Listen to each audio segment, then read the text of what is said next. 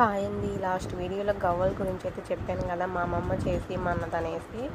ఇంకా గవ్వల కాడికంటే ఈ చెక్కనైతే యూస్ చేసుకోవాలి. అలా రౌండ్గా చేసి చిన్న రౌండ్ బాల్స్ చేసుకొని చెక్క పైన పెట్టి కొంచెం త్రో చేయాలి. ముందుకి తన్నామంటే ఇలా అయితే వస్తాయి. ఇలా చేసుకున్నవన్నిటిని ఒకసారి అయితే బాయిల్డ్ ఆయిల్లో అయితే వేసుకోవాలి. ఆయిల్లో వేసుకున్న తర్వాత అవి మంచిగా ఒకటికి ఒకటి అంటుకోకుండా అలా ఒకసారి కలిపెట్టేసుకోవాలి.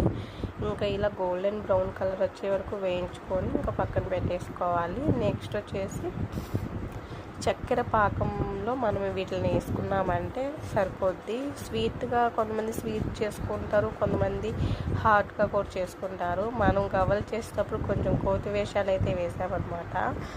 ఇంకా కట్టిలోంచి పొగ వస్తుందని చెప్పి దాని మీద గొట్టం పెట్టి అయితే ఇట్లా ప్రయోగాలు అయితే